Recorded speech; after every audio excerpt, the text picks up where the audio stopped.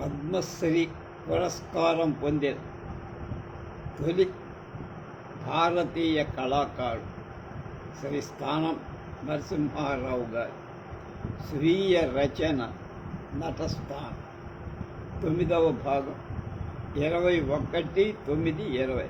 ఆయన తన చిత్రాంగి పాత్రను గురించి మనకు చెప్తున్నారు. ఇంకా శీర్షపద్యాన్ని ఒక్క బిగువన 3 సార్లు చదవటం ఆ సందర్భంలో ఎక్కడో చేశారు. అది మొదటిసారి, ఇంతవరకు 3 సార్లు చదవలేదు. బాగా అదిసిపోయా. నా స్థితి గమనించని దూరపు ప్రేక్షకుడు మళ్ళా చదవండిరా బాబు అని పాడి ఆ గోల ఎలాంటి దురాగతానికి దారి తీస్తుందో చదవకపోతే ఇంకెంత గోల సాగుతుందో అని భయపడి తప్పనిసరి అయ్యింది. చిటికలో ఒక ఆలోచన. 4వ పర్యాయం పద్యం ఎత్తు, రాగం మోహనే, కానీ ఈసారి మరో భావం స్ఫురించి అది కోపమైన, దుఃఖమైన లేక ఆనందమైన అత్యుచ్చ స్థితికి వెళ్ళిన ఆ భావంలో సహజంగా మాటలు తడబడతాయి, వడలు కూలుతుంది, రాగం శృతి తప్పుతుంది. ఆ స్థితిని తెచ్చుకుంటూ చదివి చివరి తేట గీతలు కొద్దిగా తోలడం ప్రారంభించి దాన్ని నిలవతొక్కుకుంటున్నట్లుగా నటిస్తూ పద్యం చివర ఆ తూలుడు పెంచుదు ఇక నిలవలేని స్థితి ప్రకటిస్తూ చివరికి రాగం లేకుండా తడబడు పొడి మాటలు అని రంగస్థలం మీద పడిపోయి ఆ స్థితి నిజమే అనుకున్న ప్రేక్షకుడు మళ్ళీ వన్స్ మోర్ అనకుండా నన్ను కరుణి పొరక తప్పి పడిపోయానని పాపం పలుస్తూ రణగుణ ధ్వనులు చేసి ఆ ధ్వని 1 నిమిషం దాకా అయ్యో ఏమైపోయాడు స్థానం, ఏమైపోయాడు అంటూ ఆందోళనతో గొడవ సాగి నాకిక పోర్షన్ లేదు. ఇక సారంగధరుడు తన పోర్షన్ ప్రారంభించాడు. ఈ సందర్భంలో సారంగధర పాత్రధారి వరుసగా 3 శేషపద్యాలు, కొంత వచనం కూడా. అందులో మొదటి పద్యం పతికెంత ప్రీతి నీపైన నున్న నేమాయి న్యాయంబు పాలింప నరయుడమ్మ అని. దాన్ని చదవటానికి బదులు అంత క్రితం నేను చదివిన నా మాట వేదమంత్రముగాగా అనే ఒక పద్యపాదాన్ని చదవటం మొదలు. తరువాత పాదాలు అతనికి రాకపోవటం వల్ల తన పద్య జ్ఞాపకం అందకపోవటం నిశ్చేష్టుడై నిలబడిపోయాడు సారంగధరుడు. దీన్ని గమనించిన ప్రేక్షకులు మరింతగా గోల సాగించారు. ప్రక్కన ప్రాంప్టర్ అందిస్తున్న ఆ గోలలో వాడికి ఏం వినపడ నిశ్చేష్టుడై నిలబడ్డాడు. జనం ఏలలు కూడా వేయటం సాగించారు. అప్పుడు కింద పడి ఉన్నది అతని అయోమయ స్థితిలోనికి ప్రమాదాన్ని గమనించి నా తలకు మోచేయి అడ్డం పెట్టుకొని ప్రేక్షకులు గమనించకుండా నా మాట వేదమంత్రముగాగా అన్ని నన్ను బెదిరిస్తావా తల్లి, పతికెంత ప్రీతి ఎత్తుకో, పతికెంత ప్రీతి చదువు అని అతన్ని వినిపించేట్లుగా 2 సార్లు అందించి అప్పుడు అతడు ఆ పాదాన్ని అందుకొని తన పద్యం చదవటం మొదలు. 2-3 పాదాలు చదివేదాకా ప్రేక్షకుల గోల ఆగల. ఇది ఆనాడు జరిగిన యథార్థపు అయోమయ స్థితి. ఆ ఘట్టం చూసి ఈనాటి సజీవులయ్యున్న ప్రేక్షకులకు కానీ దీని యథార్థం ఈనాటి వాళ్ళకు కానీ తెలియదు. ఇది స్థితి పాత్రధారికి రాకపోవడం. వస్తే ప్రేక్షకుడితో పాటు తాను కూడా రసానుభూతిలో తన్మయుడవుతాడే కానీ తాదాప్యం చెందదు. చిత్రాంగిపై ప్రేక్షక సానుభూతి. ఈ నాటక ప్రదర్శనాల పర్యవసానంలో చిత్రాంగికి ప్రేక్షక సానుభూతి లభించేది కాదు. మొత్తం మీద అందరూ చిత్రాంగిని దూషించే వాళ్ళే ఎక్కువైపోయారు.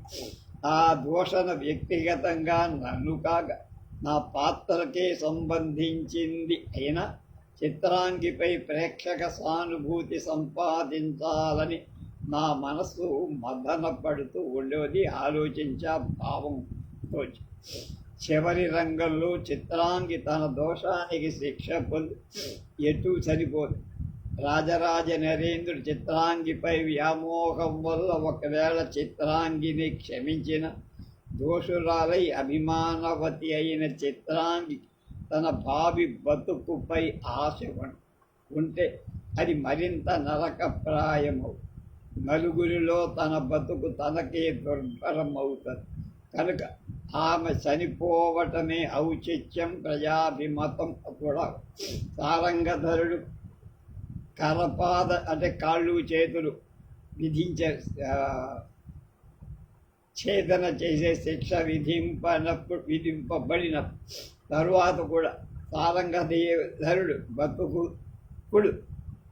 బతకడు. వీరిరువురి మరణానికి దుఃఖాన దొరపిల్లే రాజరాజ నరేంద్రుడు కూడా బతకడు కనుక బతకకూడదు కూడా. తరువాత రత్నాంగి బతకదు. చివరికంతా విషాదమయమే. ఎలాంటి స్థితిలో తాను అంటే చిత్రాంగి ఒక సేవకుడి చేతులు నికృష్టపు చావటం కంటే ఆత్మహత్య చేసుకోవటమే అలాంటి స్త్రీకి సమంజసమనే నిర్ధారణకి నేను వచ్చానని స్థానవరణ. ఈ నిర్ధారణాచరణలు ఒక ధర్మానికి అఘాతమైనట్లుగా ఆక్రోశించి ఆత్మహత్య చేసుకోవటం మంచిదని కూడా భావించి అదేమిటంటే చివరి రంగంలో చిత్రాంగికి రాజరాజ నరేంద్రుడు మరణశిక్ష విధిస్తారు. ఆ విధించే ముందు సేవకుడిని పిలుస్తారు. వాడు వస్తాడు. అతనికి ఇలా ఆజ్ఞాపిస్తాడు. ఇది పుస్తకంలో ఉన్నదేమని, సేవక దీనిని గుంపోయి తలవరులకు ఒప్పగింపు. ఏ విచారణ లేకయే ఏ విమర్శ లేకయే దీనిని వధించినానని చెప్పు. కత్తులు కఠార్లు చేసిన మూత తొట్టెలో దీన్ని నుంచి దినానికి 4-5 సార్లు దొర్లించి 8 దినముల వరకు ప్రాణం పోనీక చిత్రవద విధించానని చెప్పు అని నిష్క్రమిస్తా. అప్పుడు చిత్రాంగి మూర్ఛకు వెంటనే ముందున్న తెర వాలిపోతుంది. దానితో నాటకం అయిపోయినట్టు. ఈ విధంగా 10 నాటకాలు గడిచాయి. అందువల్ల చిత్రాంగిపై ప్రేక్షకుల సానుభూతి ఏర్పడేదేం కాదు. అలాంటి సానుభూతి కోసం సొంతగా కొంత వ్రాసుకొని దాన్ని కంఠస్థం చేసుకొని రంగస్థలాన ప్రకటించి తుదకు కత్తితో పొడుచుకొని చిత్రాంగి మరణాన్ని నటించేవా. అందువల్ల నేను ఊహించిన దానికంటే ఎక్కువగా ప్రేక్షక సానుభూతి చిత్రాంగిపై వచ్చేది. ఆ స్వంత పోషణ ఈనాడు జ్ఞాపకానికి అందినవంతవరకు ఇక్కడ ఉదహరిస్తారు. అప్పుడు చిత్రాంగి అభినయంతో మూర్ఛపోకుండా రాజు శిక్షావాక్యాలు విని రాజు వెళ్ళిన మార్గం వైపు చూసి 2 దిండు కింద దాచబడిన తన ఖడ్గాని హుసిగా చూసి అదేమేమీ చిత్రవధ, చిత్రాంగికి చిత్రవధ లేక నీ కంటికి చిత్రాంగి నగుట చేత చిత్రవధ దిగబడి, మహారాజా ఎంతటి న్యాయదక్షుడవు, ఎంతటి దుస్వార్థపరుడవు, ఎంతటి కర్కశుడవు, ఎంతటి దుర్యామోహవేషుడవు కాకుండా ఇంతటి సంక్షోభమేల తెచ్చుకో. మహారాజు నడి వెర్రవీగి పుత్రవత్సల్యాది ప్రేమ బంధనాలను తెంచుకొని నీకు సామంతుడైన నా తండ్రిని బలవంతంగా నీ దుర్మోహ దుస్వార్థాల వశ్యము చేసు నన్ను మోసం చేయ వివాహమనర్చుకున్న నీకు లేదా ఆ చిత్రవధ? సారంగధరుడి చిత్రపటాన్ని నాకు చూపించి నేనాతన్ని ప్రేమించగా కాదు నన్నే భర్తగా ప్రేమించమని కట్టడి చేసి నా మనస్సులకు ఒక పినతల్లి వానికి బలవంతము బంధంగా కల్పించి నన్ను బంధించి నిర్బంధించి క్షణక్షణ నా స్వేచ్ఛను మనస్సును కానరాని చిత్రవధ చేసిన నీకు లేదా చిత్రవధ? మంత్రులందరూ నీ అట్టి వానికి ఇది తగదని ఎంత హితం చెప్పిన లెక్క చేయక వయస్సునకు అహితమైనటువంటి ఇంతటి అన్యాయాన్ని ఘోరాన్ని పాల్పడిన నీకు లేదా చిత్రవధ?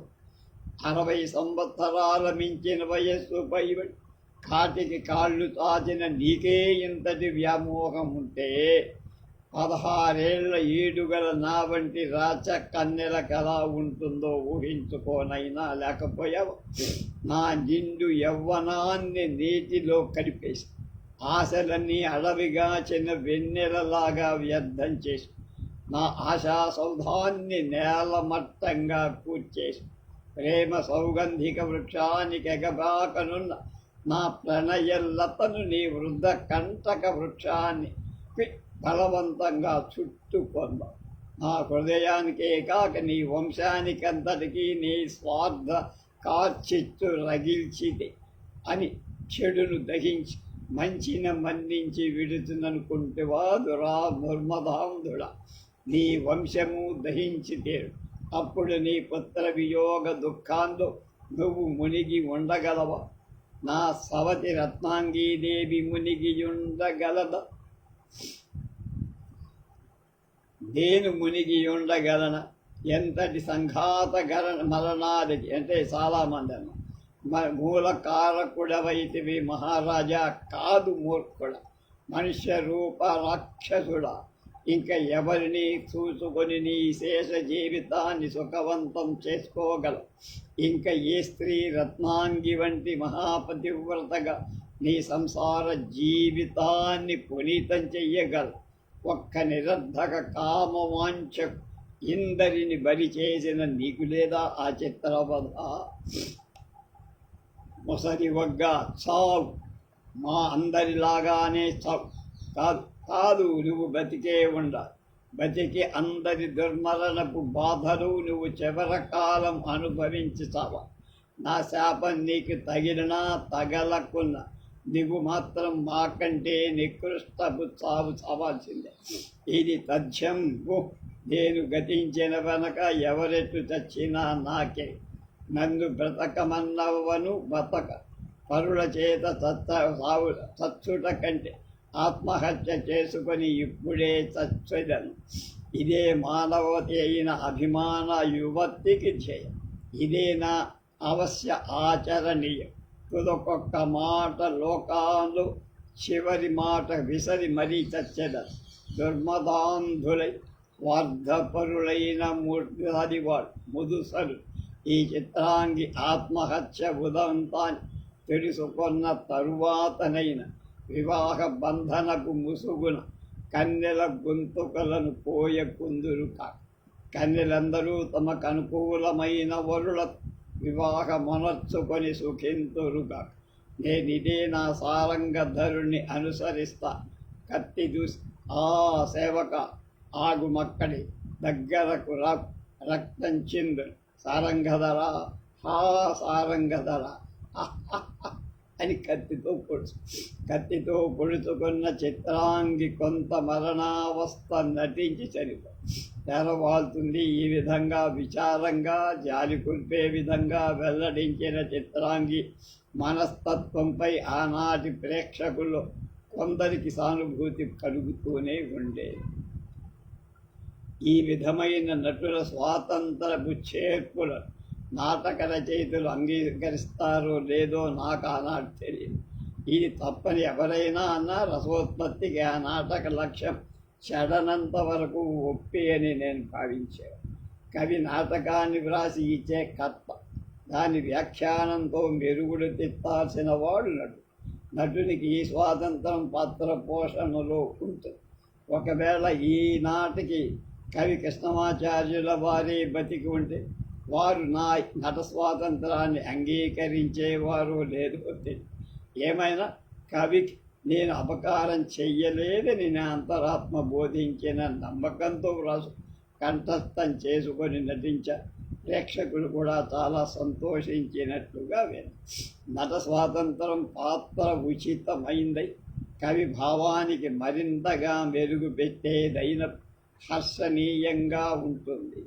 అట్టిదాన్ని కాలాన్ని బట్టి ప్రేక్షకాభిరుచులను అనుసరించి లోకానుభవరీత్యా ఔచిత్య భంగం లేకుండా ఎక్కడైనా మార్పులు చేర్పులు చేసుకునే నటులు తమ పాత్ర పోషణలు మరింతగా భాషిస్తూ ఉంటారని తెలుసుకో. తాదాత్మ్యం చెందేటప్పుడు ఒక్కోసారి తప్పటడుగులు పడతాయి. ఎలాగో చెప్పు. తాదాత్మ్యం గురించి ఇదివరకే కొంత చెప్పా. ఇప్పుడు దానిలోని అప్రయత్నంగా అనూహ్యంగా ఉప్పతిల్లే నటుల తప్పటడుగుల గురించి మరికొంత చెప్ప.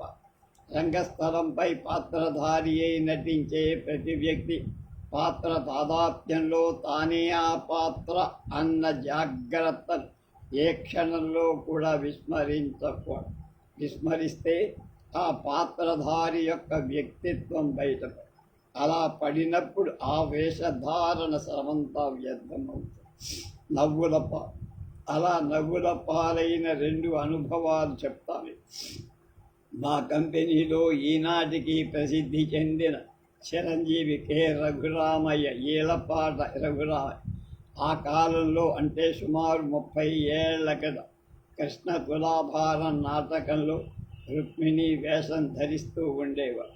అతనికి అలవడిన శ్రావ్యగాత్రం, జన్మతః ఏర్పడిన ఆకర్షణీయమైన విగ్రహం ఏకమై నన్నెంతో ఆనందపరుస్తూ, ఈతని చేత కృష్ణ తులాభారం నాటకంలో కృష్ణ వేషం కట్టించాలని నాకు ఎందుకో బుద్ధిపడి నా అభిప్రాయానికి చెప్పారు. మొదట్లో భయపడి వెనకంజ వేసి ప్రోత్సాహమిచ్చి తన పోషణ కంఠస్థం చేసుకొని పద్యాలకు తగిన రాగాలు చెప్పి చదివే విధానం నేర్పా. రిహార్సల్స్లో వచనానికి తగిన ఉచ్చారణ, నడిచే విధానం, భావ ప్రకటన సంబంధించిన అభినయం కూడా నేర్పా. అన్నీ అణుకువతో శ్రద్ధాశక్తులతో నేర్చుకొని అతని కృష్ణవేషం పక్కన నేను సత్యభామని చాలా చోట్ల కృష్ణ తులాభార నాటకాన్ని ప్రదర్శించి ప్రేక్షకులు అతన్ని కూడా ఎంతో మెచ్చుకున్నారు. అలా కొంతకాలం గడిచి ఒకనాడు మద్రాసు రాయల్ థియేటర్లో కృష్ణ తులాభారం ఆడుతున్నాం.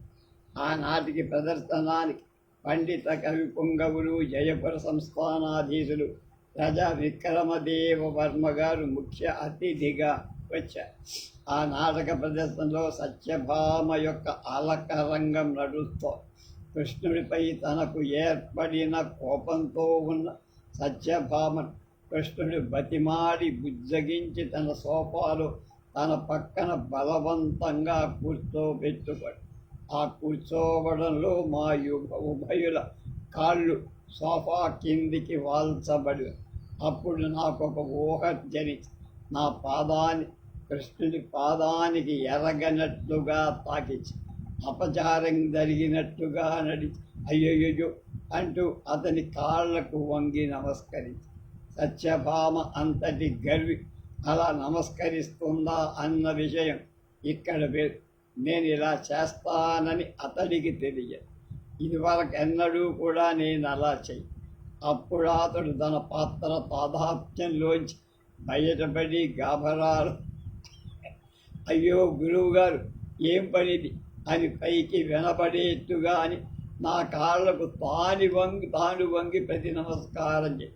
అలా చెయ్యడం దక్షిణ నాయకుడైన కృష్ణుడి విరుద్ధం కాకపోయినా ఎంత లోతుగల శృంగారాభినయంలోని ప్రేమ ఆనాడు అందరికీ అర్థం కాందయింది. పైగా పరమాత్మ అయిన కృష్ణుడు తన భార్యకు నమస్కారం చెయ్యడం కృష్ణ భక్తులైన కొందరు ప్రేక్షకులకు తప్పుగా దోచి నవ్వున గొల్లున్నారు. నమస్కారం చేసినందుకు కృష్ణవేషంలో ఉన్న రఘురామయ్య అయ్యో గురువుగారు అని నన్ను సంబోధించినందుకని నేను అనుకో.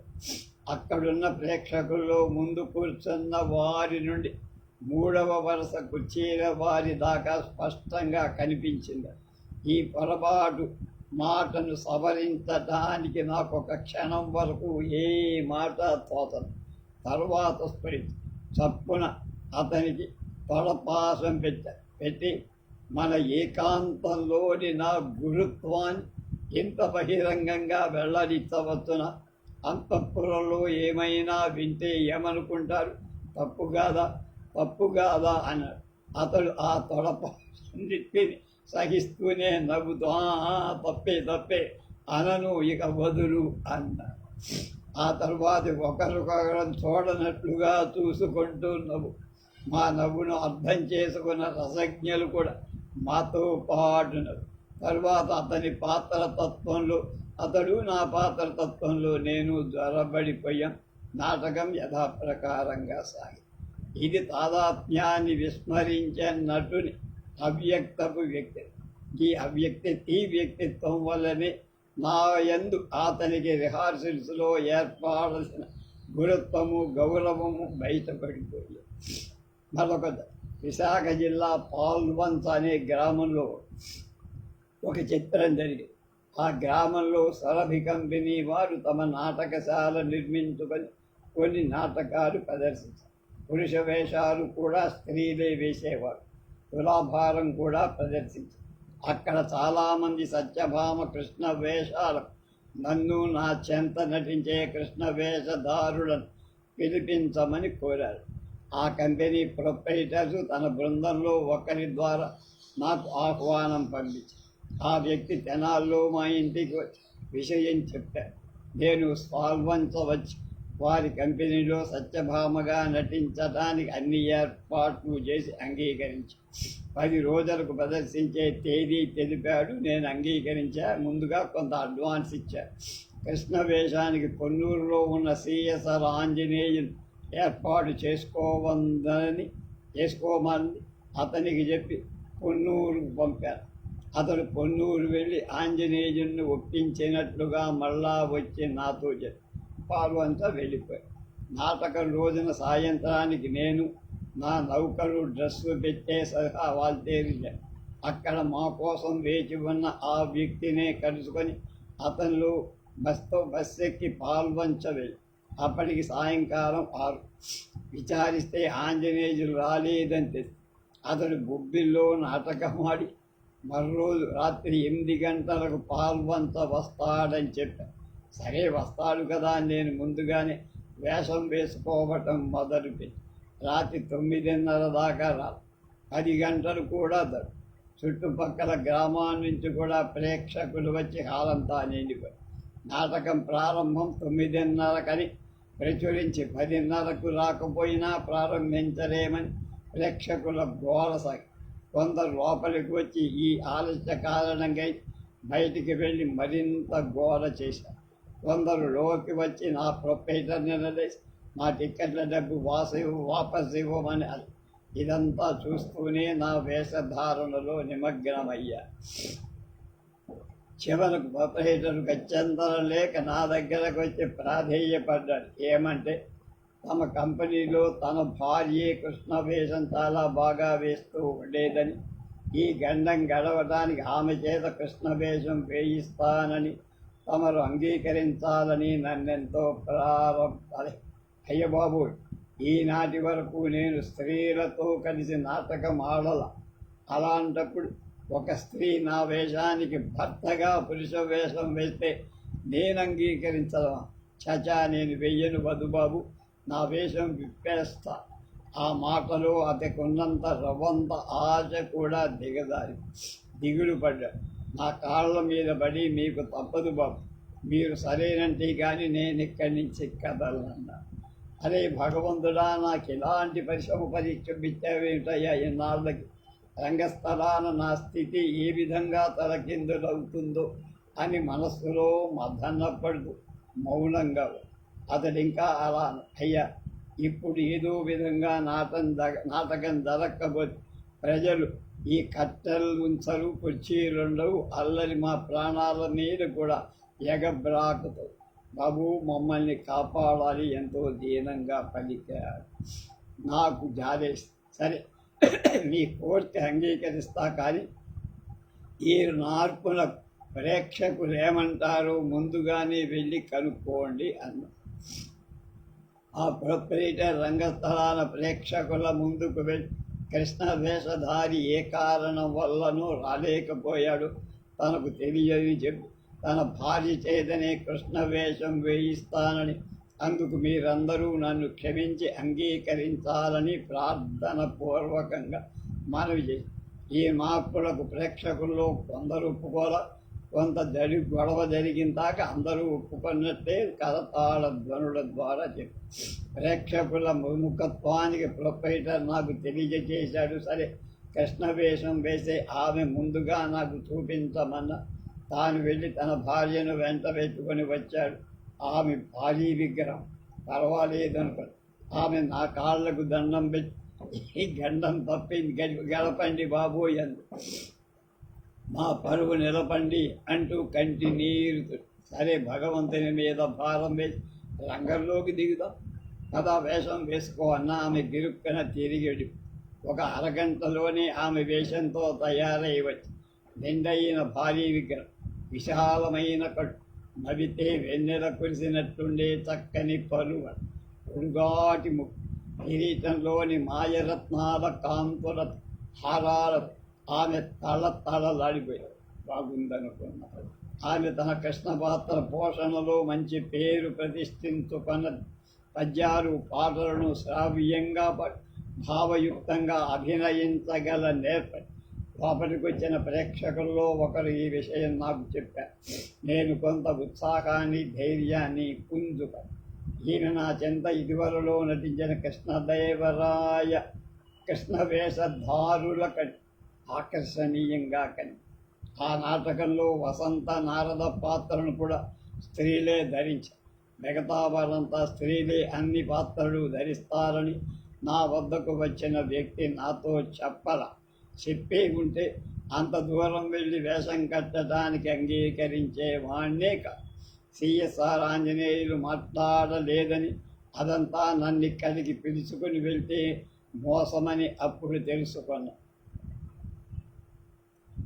ఈ విషయంలో అక్కడ గొడవ పెట్టడం బాగుండదని కోరుతారు. నాటకం ప్రారంభమైంది. నారద వేషం ఒక 16 ఏళ్ల అమ్మాయి ధరించింది. ఆ వేషంలో స్ఫుటంగా కనిపించాల్సిన ఆ అమ్మాయి యొక్క సహజ అవయవాలు పైకి కనిపించకపోవటం వల్ల పురుషుడే ఆ వేషం ధరించినట్లుగా కనిపిస్తూ ఉంది. ఆ అమ్మాయి చక్కగా ఆడి, శ్రావ్యంగా పాడి, రవ్యంగా నాట్యం చేసింది. ప్రేక్షకులంతా భేషను అభినందించారు. నేను అంత ఆనందం. ఇక వసంతకుడి పాత్రం ఒక ఘనస్థలి ధరించి కొంచెం వికృతంగా ఉంది. ముఖం హాస్యభావ ప్రకటనలో నవ్వు పుట్టిస్తూ, దానికి తోడు ఆమె ధరించిన జుబ్బ ఆమె శరీరానికి చాలదనిపించడం చేత శరీరంలోని ఎత్తుపల్లాలు స్ఫుటంగా కనిపింపజే.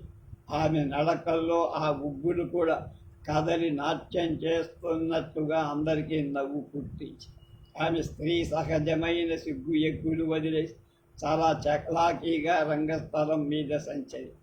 ఆమె నటన ఆనాటి ప్రేక్షకులకు ఆనందాన్ని కలిగించు.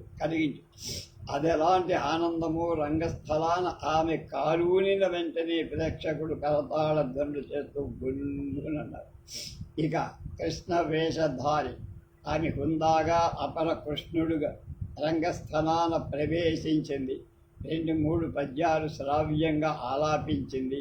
3వ పద్యానికి సభ్యులు కరతాళ ధ్వనులు చేసి వన్స్ మోర్ అన్నారు. ఆమె పాడు. ప్రేక్షకులు ఒత్తిడి చేశారు. అయినా ఆమె మళ్ళా ఎందుకో పాడు.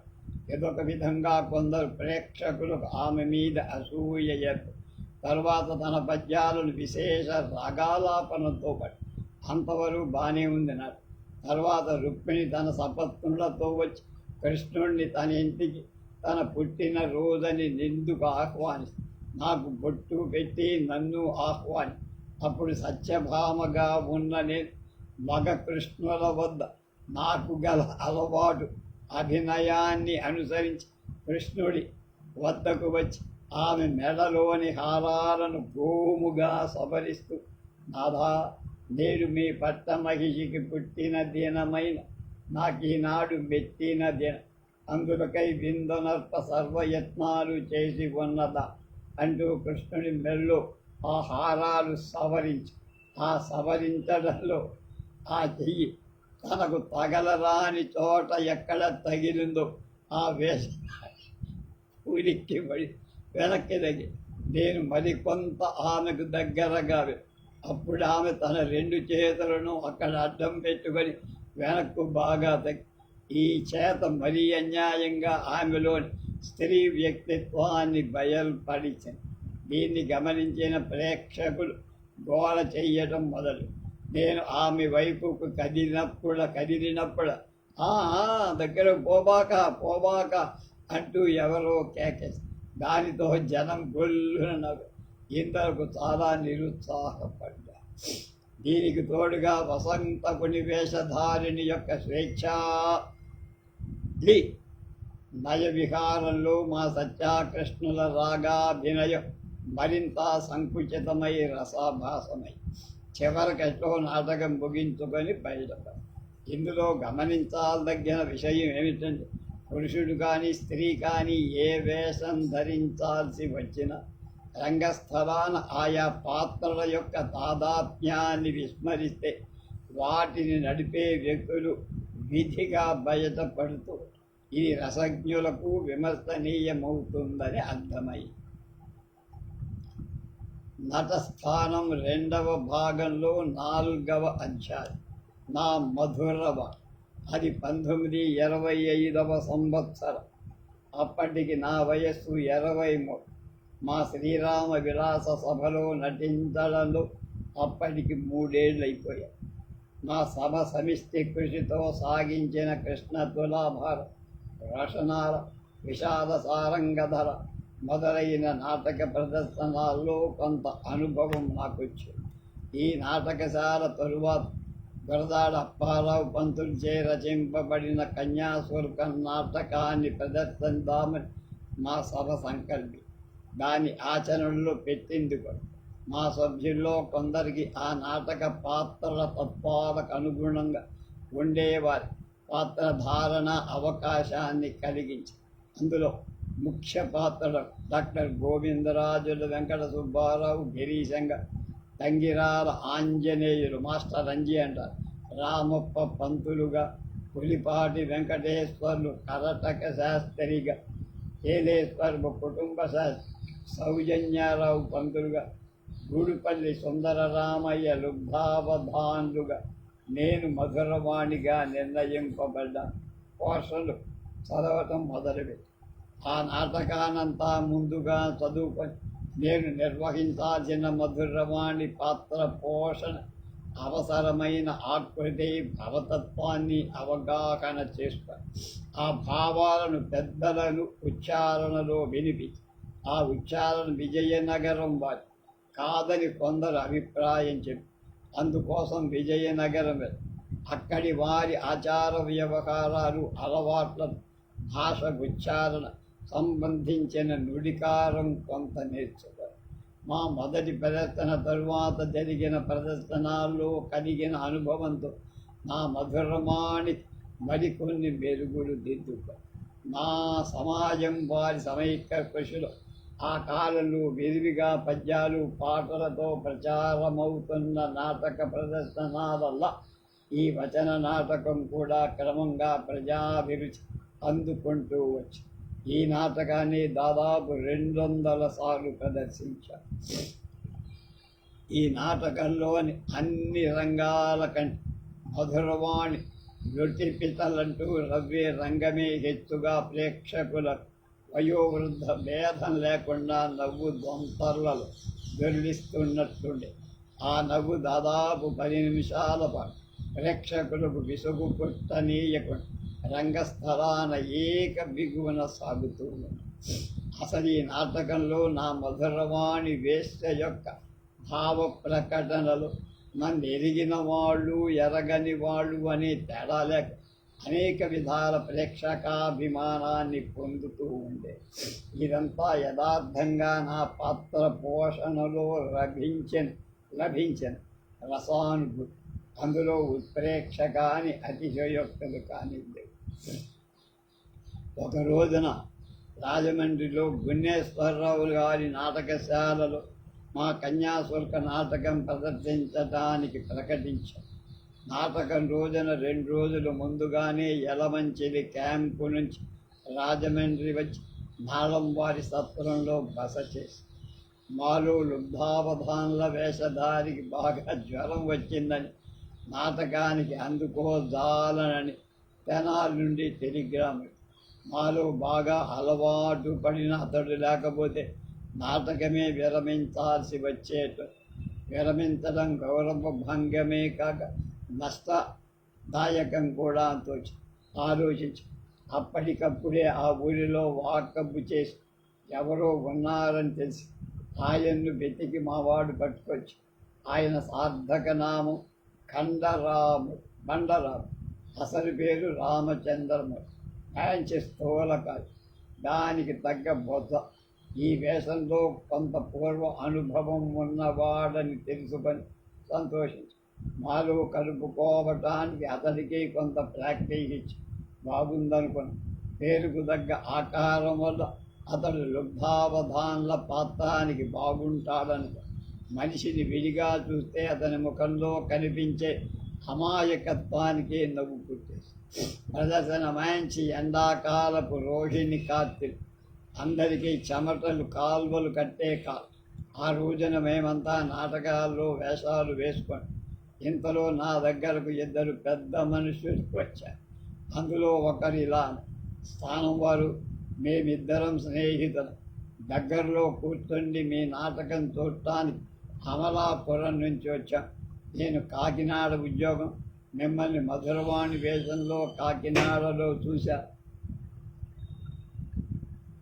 మా మిత్రుడు చూడలా, అందుకని ఇతన్ని ప్రోత్సాహపరిచి నా వెంట తీసుకొని ఈతడు మహాగడుసరి ఏ విషయాన్నైనా స్వయంగా తెలుసుకుంది ఎంత మాత్రం నమ్మరు. మీరు రంగస్థలాన మధురవాణి వేషంలో ఎంతటి వారినైనా నవ్విస్తారని నేను ఘంటాపథంగా ఎంత చెప్పినా నమ్మల.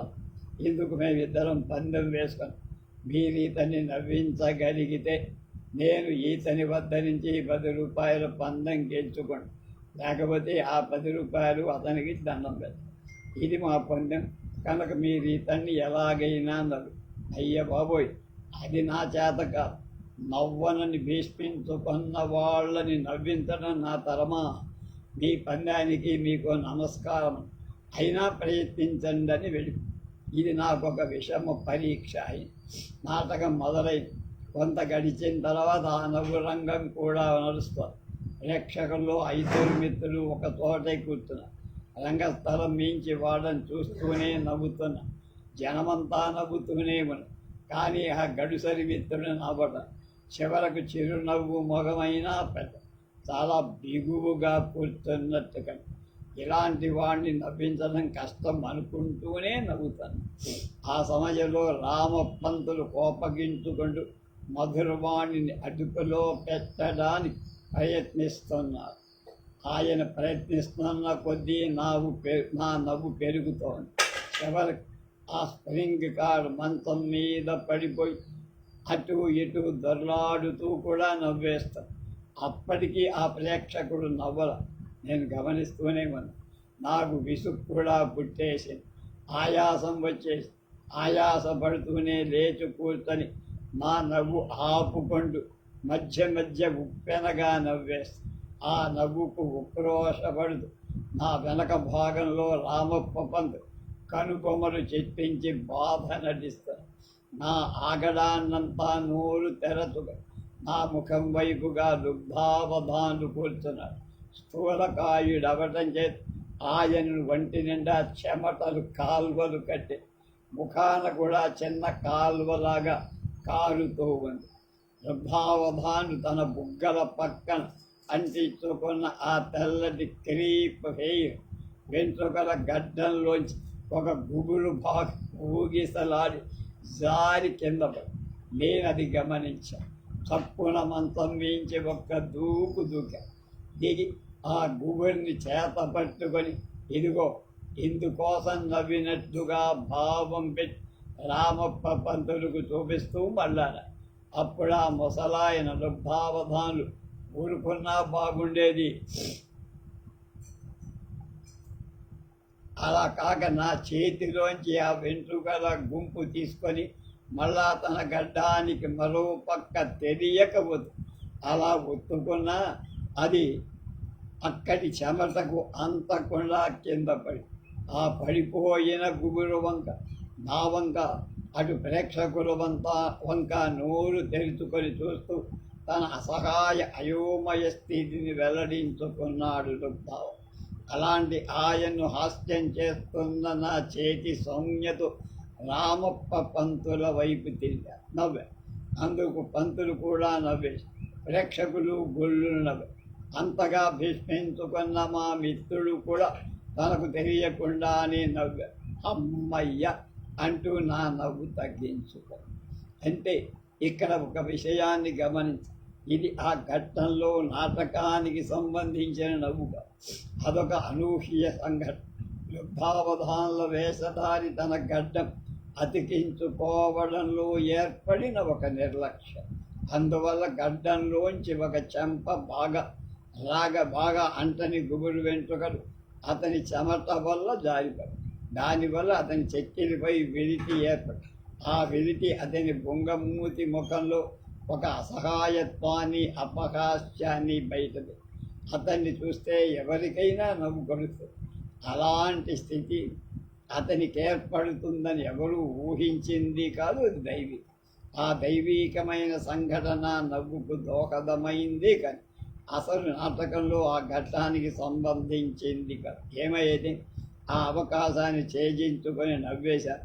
దాని పారవశంలో నవ్వని భీష్మించుకున్న మిత్రుడికి దీక్షాభంగమై నాటకం అయిన తరువాత ఆ ఇద్దరు మిత్రులు నా దగ్గరకు వచ్చి ఓ 10 రూపాయల నోటు నాకు బహుమతిగా ఇవ్వబోగా, పోయ నాకెందుకు ఇది, మీలో పందం గెలుచుకున్నవాడు తీసుకోండి అని వారికి నమస్కారం చేసి మళ్ళా ఆ నోటును బలవంతాన వాళ్ళ జేబుల్లో పెట్టి, మర్రోజు సాయంత్రం వాళ్ళిద్దరూ మా బసకొచ్చి ఒక ధోవతి జరీకండువా నాకు బహుమతి చేసి, వారు నాకెంతో నచ్చ చెప్పిన మీదట కానీ నేను దాన్ని అంగీకరి.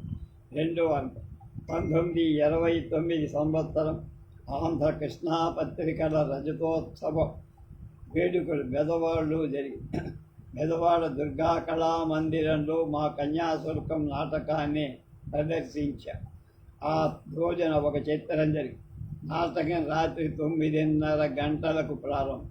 3 గంటలకే హాలంతా ప్రేక్షకులతో నిండిపోయి. ఆంధ్ర కృష్ణా పత్రికల సంపాదకులు శ్రీ కాశీనాథుని నాగేశ్వరరావు గారు, మట్నూరు వెంకటకృష్ణారావు గారు మా పెళ్లి కొడుకుల్లాగా వచ్చి ప్రేక్షకుల ముందు భాగంలో ఒక పెద్ద సోఫాలో సుఖాసీనుడై సన్మాన కార్యక్రమం పగలు 3 గంటల నుంచి రాత్రి 8 గంటల వరకు కన్నుల పండుగ. ఆంధ్ర రాష్ట్రం నలుమూల నుంచి వచ్చిన పండితులు, కవులు, రసజ్ఞులు, అధికారులు, అనధికారులు, కళారాధకులు, అనేక మంది స్త్రీ పురుషులతో సహా ఆ మందిరమంతా కళకళలాడుతూ నిండిపోయారు. చోటు చాలక నేపథ్యంలో కొందరు ప్రముఖులు, పత్రికా రచయితలు రంగస్థలానికి పక్కన సైడ్ వింగల్లో కూడా చిక్కిరిసిపోయి, నా కూర్చున్న వారిలో నా బాల్యమిత్రుడు సహపాఠి శ్రీ నీలం రాజు వెంకటశేష ఆంధ్రప్రభ సంపాదకులు కూడా నాటకం బాగా ఆడాలన్న ఉత్సాహంతో మేమంతా కొత్తగా దుస్తులను సేకరించు నా మధురవాణి వేషానికి అరచేతి వెడల్పుగా జరీ అంటూ తెల్లని సన్నని చీరను ప్రత్యేకించి 10 రోజుల క్రితమే కాళ్లకు అందరూ పావడాలు వెండితో చేయించి వాటికి చిన్న మువ్వలు అమర్చాడు శిల్పి చింతాడ రాఘవాచార్య. రంగస్థలం మీద ఆ మువ్వల సొబడిన నడకల ఒక హుందాతనం కలిగించి మా వేషధారణంతా పూర్తయింది. నాటకం ప్రారంభమైంది. అందులో నా నవ్వు రంగస్థలం కూడా నడిచిపోతూ ఉంది. నా నవ్వు రంగం కూడా. ఆ రంగంలో గిరీశం రాసిన ఒక ఉత్తరాన్ని రామప్ప పంతులు చదువుతూ ఉంటాడు. అందులో ఒక చోట ఈ రామప్ప పంతులు చిక్కులకు జకాల్, తెలివికి బిగ్ యాస్ అంటే పెద్ద గాడిద అని పంతులు చదివేస్తారు. ఆ వ్రాతకు పంతులకు కోపం వస్తుంది. ఆ గాడిద అనే మాటను మనస్సులో పెట్టుకొని పైకి మాత్రం లొటిపిట అంటూ ఆ ఉత్తరంలోని మాటకి మధురవాణి ఉప్పెనగా నవ్వేస్తారు. అది పంతుడికి మరింత కోపకారణం. ఆ నవ్వు ఘట్టం దాటింది, కానీ ఆ రంగమే ఇంకా నడుస్తూ ఉంటుంది. కొంతసేపు అయ్యాక మధురవాణి లుబ్ధావధానులతో, నేను మీ ఇంటికి వచ్చేస్తాను పదండి, ఈ పంతులు మాయమాటలు నమ్మక ఇంట్లో సుఖంగా ఉందురు గాని పదండి అంటు. అప్పుడు ఆ ముసలాయన నేను తగను అలా గడ్డి పెట్టండి అంటాడు రామపంతులు. గడ్డి గాడిదది తింటాయి అని మళ్ళా నవ్వుతూ ఫుర్రున లోపలికి పోతుంది మధురలో. అలా వెళ్ళే దారిలో ఒక సైడ్ వింగ్లో నా మిత్రుడు నీలంరాజు వెంకటశేషయ్య గారు కూర్చొని నవ్వుతున్నారు. నేను ఆ నవ్వుతోనే ఆయన కుర్చీ వెనక యొక్క 2 చేతుల మీద నా చేతులు ఆనించి వంగి నవ్వా. ఆ నవ్వుకు ఆయన చప్పున లేచి ఎబ్బెబ్బే నేను తగను అంటూ అవతల లేచి వెళ్ళిపోయాను. చనువు గల నేను ఆయన్ను అంతటితో వదల ఆయన వెంటబడి ఏమిటి శేషయ్య నేను తగనంటావేమిటి, నేను నీ బాలమిత్రుండి స్థానాన్ని గానా అంటూ ఉయ్యారంగా నవ్వా. అవునులే నిన్ను ఈ విధంగా చూస్తుంటే నాకు అదోలా ఉందిరా బాబోయ్ అంటూ ప్రబలాక్షుడి ముఖంతో వైముఖ్యాన్ని వెళ్ళడు. ఈ ఉభయులు అన్యోన్యంగా కాసేపు నవ్వుకున్నాం. ఇది రసానుభూతికి సంబంధించి. మరొక చిత్రమైన రసాభాసము ప్రేక్షకానుభూతి వెలిగించి దీంతో ముగిస్తాం. విజయనగరంలో మా కన్యాశుల్కాన్ని పురజనుల కోరికపై రెండోసారి ఆడుతుంది. ఆ రోజున ఒక పెద్ద మనిషి ప్రేక్షకుల్లో కూర్చున్నారు. ఆ రోజున ఒక పెద్దమ్మ కూర్చొని నలుగురితో పాటు తాను నవ్వుతూనే చాలా పర్యాయాలు కన్నీళ్లు తుడుచుకున్నాను. రంగస్థలం మీద నుంచి నేను గమనిస్తూనే ఇదేమిటి చెప్పమా, ఈ నాటకంలో కన్నీరు కలిగించే ఘట్టాలేం లేవే, ఈయనొక్కడే కన్నీరు తుడుచుకుంటున్నాడు కాబోలను. నాటకం అయిన తర్వాత ఆయన నేపథ్యంలోకి వచ్చి మాతో తన ఆనందాన్ని వెల్లాడించాడు. మేము కృతజ్ఞత చెప్పుడు. మరోజు సాయంత్రం తన ఇంటికి టీ పార్టీకి మా సభ్యులందరినీ ఆహ్వానించి మా కోసం పంపబడిన మనిషి వచ్చి మమ్మల్ని అందరినీ ఆయన ఇంటికి తీసుకువెళ్ళారు. ఆయన ఆదరణ, సరస సంభాషణ అందరిలో హెచ్చుగా నా వంకే చెప్పడం వల్ల నా కోసమే ఈ విందు ఏర్పాటు చేసినట్లుగా నేను ఊహించుకున్నా. తర్వాత మా ఉభయుల్లో కొంత చనువు ఏర్పడి అది ముందుగా వినిపించి ఆయన ఈనాటికి లేళ్ళింది. పేరు వెంకటకృష్ణరాజు, వెంకట రామరాజు. సరైన గుర్తుగా రావు. అబ్బో ఈనాటిదా 30 ఏళ్లకు పైగా. ఆయన అజానుబాకుడు. ఆనాటికి 40 ఏళ్ల నిండు విగ్రహం. సామన ఛాయ రంగు ఓ విధంగా అందగాడి అని చెప్పచ్చు. ఇంట్లో కూడా తలపాగా తీసినట్టు తోచదు. బుగ్గల కింద భాగాలకు వంకర్లు తిరిగిన మీసాలు చూసి చూడటంతోనే ఏ రాజవంశీయుడు అన్నట్టు. ఆయన ఇంట్లో అమర్చబడిన వస్తువులను చూస్తే ఓ చిన్న జమీందారిల్లు అనే విషయం మనకి పొరిస్తుంది. విజయనగరంలో దాదాపు 10 రోజుల పాటు నాటకాలు ప్రదర్శిస్తూ ఉండిపోయి ఆయన తరచుగా సాయంకాలాలప్పుడు మా బసకు వస్తూ పోతూ ఉండేవారు. అందుమూలంగా మా ఉభయుల్లో పరిచయం ఏర్పడి ఒకనాడు నన్ను తన ఇంటికి తీసుకెళ్ళాడు. తన పడక గదిలో 2 అడుగుల ఎత్తున ఎన్లార్జ్మెంట్ చేయబడిన ఒక స్త్రీ ఫోటో పెట్టారు. అది చూసి నేను ఆశ్చర్యపోయాను. అరే, నా వేషాన్ని ఎప్పుడు ఫోటో తీశారు, ఎప్పుడు ఎన్లార్జ్మెంట్ చేయించారు అంటూ ఆలోచిస్తూ బాగా పరిశీలిస్తే పోలికల్లో కొంత తేడాలు ఏమండి ఎవరిది ఫోటో అని ఆయన చిరునవ్వున ఆ ఫోటో గురించి కొన్ని ఆంతర్య విషయాలు చెప్పారు. ఆ ఫోటోలో ఉన్నది ఒక వేశ్య. ఏదో పేరు చెప్పారు, జ్ఞాపకం లేదు. చాలా కాలంగా ఆమె ఈయనకు ఉంపుడు కత్తెగా పరిచయం. సరిపోయి 2-3 ఏళ్ళు అవుతోందట. అందుకే రంగస్థలంలో నా మధురవాణి నడకల్లో, నవ్వులో, నా భావ ప్రకటనలో ముమ్మూర్తులా తన వేసే తారసెల్లినట్టుగా తనకు తోచిందట. దానివల్ల ఆమెతో గల తన పూర్వ పరిచయ స్మృతులేవో జ్ఞాపకానికి వచ్చి కన్నీరు మాటికి గిర్రున తిరిగిందట. ఇదంతా విన్న తరువాత ఆయన స్థితికి జాలిపడి ఆ కారణం వల్ల ఆయనను తన్ను మరింత సన్నిహితుడిగా చేసు. అది ఆయన కథ. విజయనగరం క్యాంపు నుంచి విశాఖపట్నం క్యాంప్. అక్కడ మా తొలి ప్రదర్శన రోషనార్, తర్వాత సారంగధర్, ఆ తర్వాత కన్యాసురు. ఈ ప్రదర్శనానికి విజయనగరం నుంచి పరిచితుడైన రాజుగారే వచ్చారు. వచ్చి మా మెంబర్లందరికీ 2 బుట్టల మంచి మామిడి పళ్ళు కూడా బహుమతిగా తెచ్చి మేమంతా ఆయన అభిమానానికి ఆయన మాకు అతిథిగా ఆనాడు రంగస్థలం పక్కనే ఉన్న సైడ్ వింగ్ కుర్చీ వేసుకొని నాటకం చూస్తారు. ప్రదర్శనలో చివరి రంగం నడుస్తారు. ఆ రంగంలో సౌజన్యారావు వేషానికి ఆ ఊరిలోని ఒక వకీలు తటస్థించారు. ఆయనకు ఇదివరలో ఆ వేషాన్ని ప్రసిద్ధిగా వీసేవాట. మా మేనేజర్ ఆయన స్నేహితుడు అవ్వడం చేత మా మోమాటపడి ఆ వేషధారణకు ఆయనకు అవకాశం ఇచ్చి రిహార్సల్లో మాలోని వేషధారి కంటే హుందాగా నటించారు. బాగుందనుకోండి. ఆ వకీలు మద్యాన్ని అప్పుడప్పుడు సేవిస్తూ ఉండేవాడు. చూసాయగా అది వ్యక్తిగత విషయం కనుక మేము పట్టించుకోవాలి. కానీ ఆ రోజు రాత్రి తన వేషం బాగా నటిద్దామని అనుకున్నాడేమో.